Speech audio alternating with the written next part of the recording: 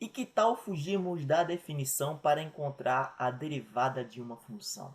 Seria muito mais tranquilo, né, pessoal? Porque a gente já fez alguns exercícios onde encontrar a derivada pela definição se torna muito trabalhoso, né? Então, a partir dessa videoaula, a gente vai aprender algumas regras de derivação para encontrar a derivada, né, de algumas funções de uma forma mais rápida, podemos dizer assim, né? A nossa vida se tornará muito mais simples no cálculo diferencial, você vai ver isso. Então, nessa primeira videoaula aqui, a gente vai analisar a derivada da função constante, então f de x igual a k, e a derivada também das funções potências. E a gente vai tentar demonstrar também essas regras, tá ok? Então, o g de x aqui, vamos pegar uma função potência, que é do tipo x elevado a n, com n sendo um número positivo. A gente vai ver posteriormente que quando n é negativo, a regra também prevalece ou permanece, certo? Beleza, então vamos primeiro aqui, a gente pode também analisar geometricamente, né, bem interessante.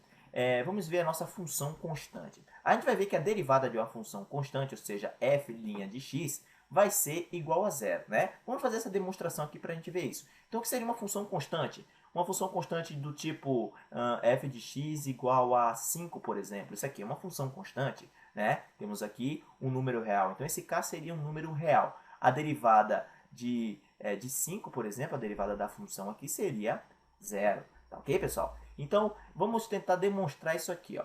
Perceba, vamos aplicar, para demonstrar, vamos ter que aplicar, né, pelo menos acredito que seja a última vez, a definição. Vamos aplicar a definição aqui. Ó.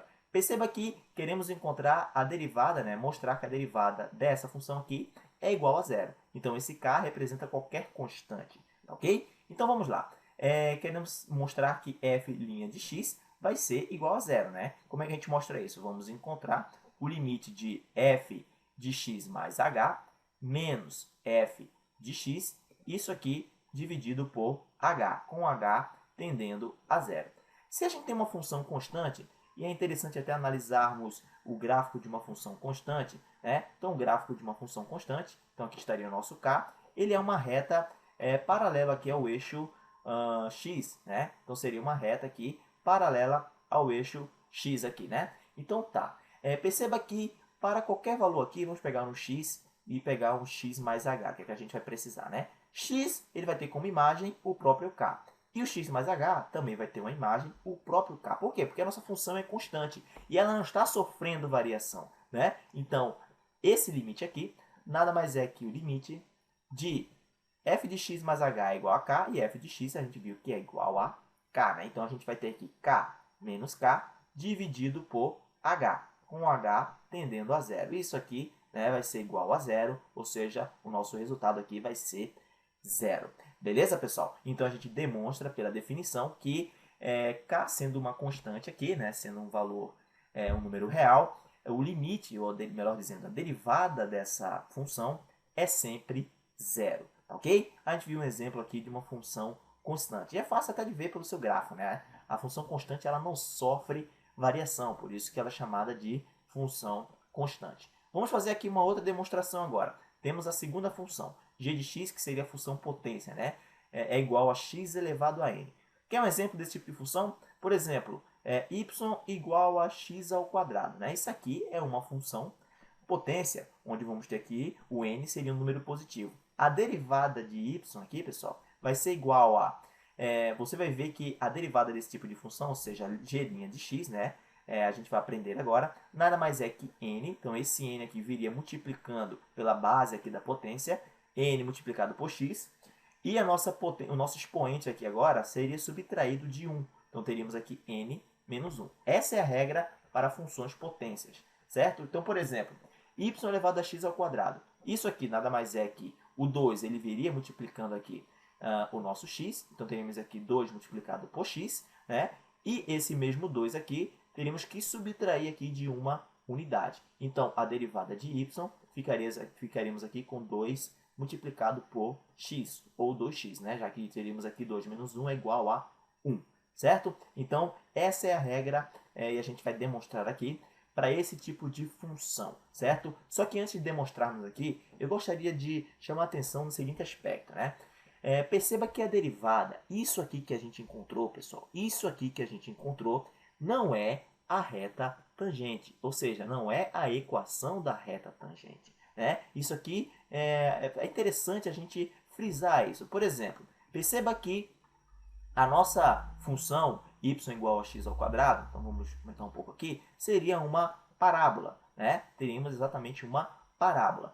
Essa nova função que a gente encontrou, a derivada aqui, ela nos dá a declividade, né, ou coeficiente angular da reta tangente que passa em qualquer ponto. Por exemplo, aqui no ponto onde x vale 1, por exemplo, qual seria a inclinação dessa reta tangente? A inclinação, podemos chamar aqui coeficiente angular, né, é igual ou é? Se x aqui é igual a 1, vamos substituir 1 aqui, ó. 2 vezes 1 é 2. E em 3, por exemplo? Em 3, qual seria a declividade da nossa reta tangente que passa ali no gráfico, né? Em 3, basta substituir aqui. 2 vezes 3 é igual a 6. Então, aqui, a derivada, a função derivada, nos dá a declividade da reta tangente.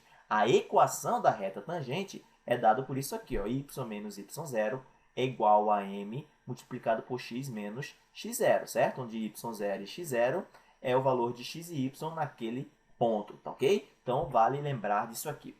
Vamos demonstrar, então, por que, né, a derivada de uma função potência é isso aqui. Então, vamos lá. Vamos utilizar a definição, como falei para vocês, né? A definição da derivada, que é o seguinte.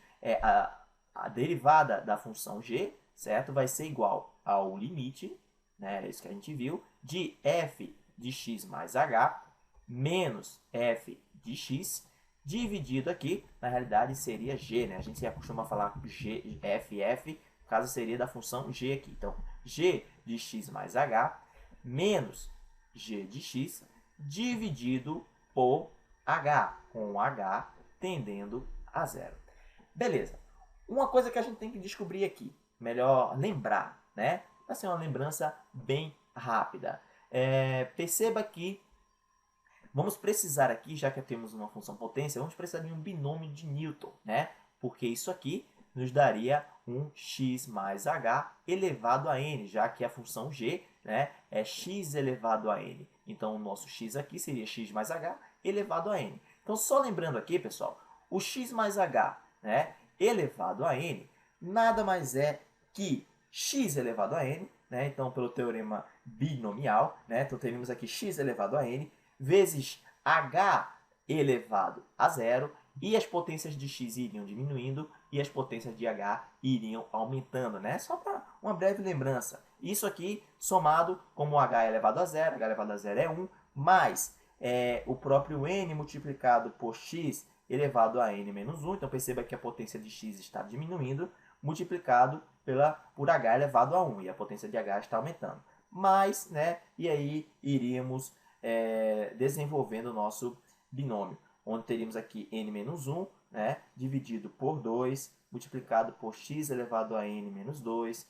vezes h elevado a 2, e assim sucessivamente até n multiplicado por x vezes h elevado a n menos 1, e o último termo seria h elevado a n, certo? Então, finalizaríamos aqui com o h e o x elevado a zero é igual a 1, certo? Beleza, então a gente vai precisar disso aqui para fazer essa demonstração aqui. Então, o que a gente vai ter agora? Substituindo tudo isso aqui nessa expressão, vai ser rapidinho, você vai ver, teríamos o seguinte, lembrando que a função g de x é igual a x elevado a n, né? Então, o que a gente vai ter aqui, ó, a derivada da função g vai ser igual ao limite, né? O limite de g de x mais h. Então, quem seria g de x mais h? Né? G de x mais h nada mais é que x mais h elevado a n. E x mais h elevado a n é exatamente tudo isso aqui, né? Então, vamos ficar aqui com x elevado a n.